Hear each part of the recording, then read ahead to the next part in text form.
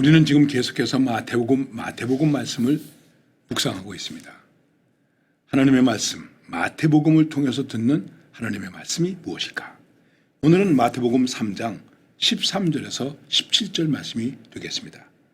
그리고 오늘 우리가 함께 부를 찬송은 81장 귀하신 주의 이름은 하는 찬송이 되겠습니다. 여러분, 이 말씀에서 우리가 들을 때에 이때에 예수께서 갈릴리로부터 요단강에 이르러 요한에게 세례를 받으려 하시니 말씀하고 있습니다. 이때에, 즉 세례 요한이 유대 광야 요단강가에서 많은 사람들에게 주님의 길을 예비하기 위한 세례를 베푸는 그때에, 이렇게 우리가 이야기할 수 있습니다. 아마 AD에 한 29년 이렇게 되지 않았을까, 혹은 한 30년쯤 되지 않았을까. 그럼 예수님도 이미 30살 된 아주 청년이 되셨다, 이렇게 생각할 수 있습니다. 누가복음에는 예수님께서 12살에 성전에 올라가신 기록이 있는데 마태복음이나 마가복음에는, 요한복음에는 그런 기록이 없습니다. 즉 예수님이 12살에서부터 30살 될 때까지, 30세 되실 때까지의 기록이 없습니다. 그래서 그러한 것들에 대한 것을 유추해서 또 여러 가지 책들이 나와 있습니다. 그 책을 좋은 책이냐 나쁜 책이냐 이상한 책이냐 이렇게 제가 평가하기는 어렵습니다만은 어쨌든 그런 얘기들이 있는데 좀 가끔 황당한 그런 부분도 있다는 것을 여러분들께서 이해해 주시기를 바랍니다. 예수님이 인도에 가셨다, 예수님께서 영국에 가셨다, 그런 얘기들도 있습니다. 많은 어쨌든 예수님은 이때 세례 요한이 세례를 줄 때에 요단강으로 오셔서 세례를 받으려 하셨다. 예수님이 세례를 받으려 하셨다는 것입니다. 지난번에도 말씀드렸습니다만 세례라는 말은 물로 씻는다, 또 물에 잠근다, 그리고 또 물을 이렇게 뿌린다 하는 여러 가지 뜻이 있습니다. 우리 장로교회에서는 세례를 받을 때에 머리 위에 물을 뿌려서, 여기다 물을 뿌려서 세례를 받습니다. 그러니까 좀 약식이라고도 얘기할 수 있겠죠. 그러나 침례교회에서는 아예 몸을 이렇게 잠궈서, 그래서 세례라고 말하지 않고 침례라고 말하고 있습니다. 그러면 어떻게 받아야 진짜일까? 여러분 이런 생각을 해보신 적 있습니까? 우리가 느끼고 실감하기 위해서는 이렇게 물속에 잠기는 것이 아마 실감이 날 거예요. 그러나 우리는 그 예수 세례를 받을 때 그렇게 받든 그냥 약식으로 받든 여기에 물이 떨어질 때 우리는 물이 떨어지는구나 라고 생각하지 않고 예수님의 보혈로 나를 씻는구나, 성부, 성자, 성령 삼위일체 하나님이 나와 함께 하시는구나, 나는 이제 그분의 자녀가 되는구나, 이런 생각을 해야 될 것입니다. 너무 형식적인 생각보다는 이 세례가 우리에게 주는 진정한 의미가 무엇이냐 하는 것입니다. 그런데 이 세례를 받으러 오신 예수님 앞에서 요한이 이렇게 말합니다. 내가 당신에게 세례를 받아야 할 터인데 당신이 내게로 오시나이까? 내가 세례받을 자입니다. 내가 씻어야 할 자입니다. 내가 죄의 용서함을 받을 자입니다. 예수님, 당신은 그런 분이 아닙니다. 이거를 분명히 하고 있습니다. 우리가 세례받을 자입니다. 내가 세례받을 자입니다. 예수님이 세례받으실 일이 아니라는 것입니다. 세례 요한은 이 점을 분명히 합니다. 그런데 그 다음에 예수님께서 말씀하십니다.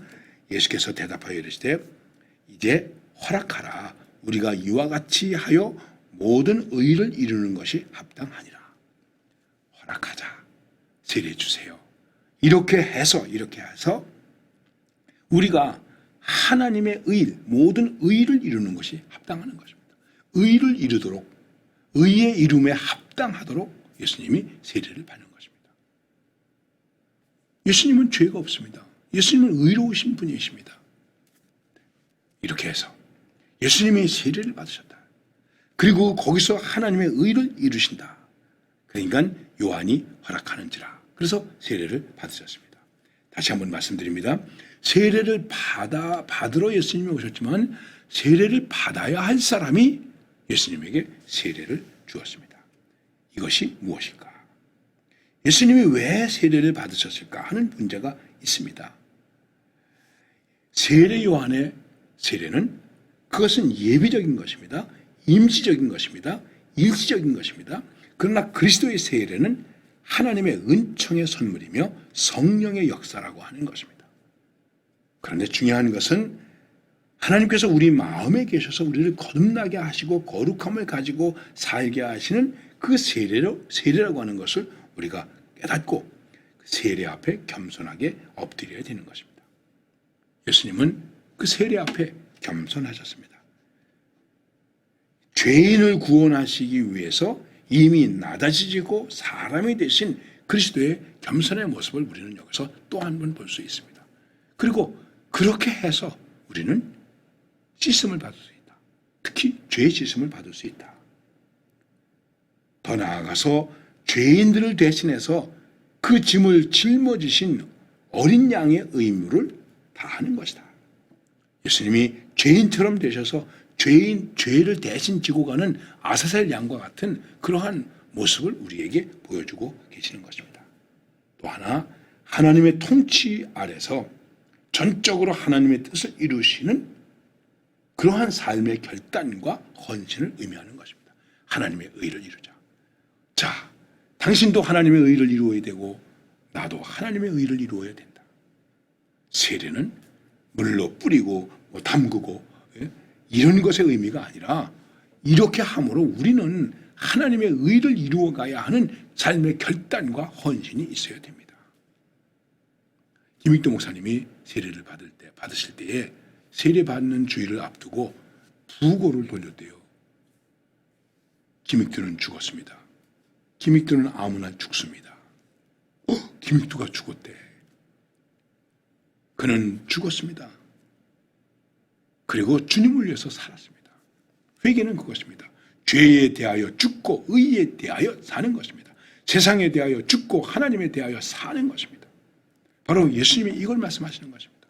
내 삶이 죄에 대하여 죽는 삶, 의에 대하여 살리는 삶, 세상에 대하여 죽는 삶, 하나님께 대하여 사는 삶. 그래서 하나님의 나라로 우리를 옮기고 이 땅에서도 하나님의 백성으로 살게 하려는 그러한 놀라운 헌신, 결단이 있는 것입니다.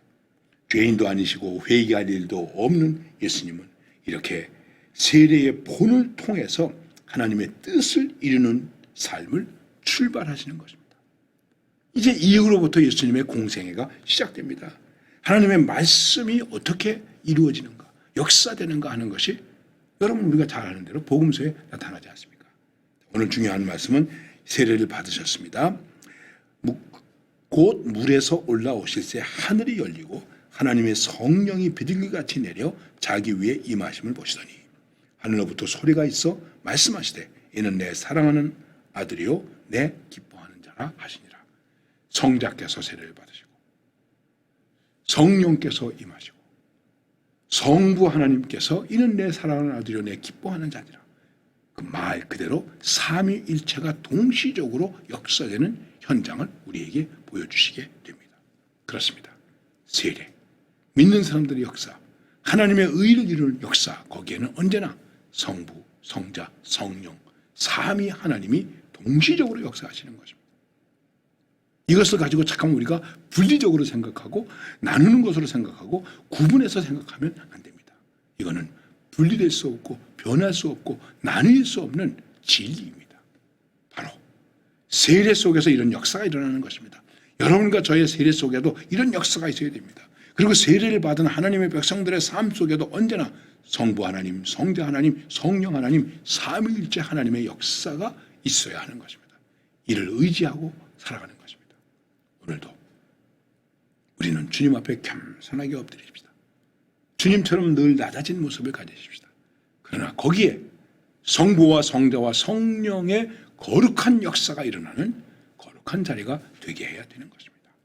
오늘도 세례는 이런 것이구나 우리가 깨달았습니다. 그러면 그 다음에 이 세례 앞에서 어떻게 되겠습니까? 하나님의 의를 이루는 삶의 결단과 헌신이 필요하다. 주님, 부족하지만 내 삶의 자리에서 오늘 이런 일을 통해서 여기에서 저는 하나님의 의를 이루며 살겠습니다. 하나님의 의를 이루며 살겠습니다. 하나님의 의를 이루는데 합당한 모습으로 살겠습니다. 이런 결단이 우리 가운데 단호하게 있어져야 되는 것입니다. 이런 은혜로 승리하시기를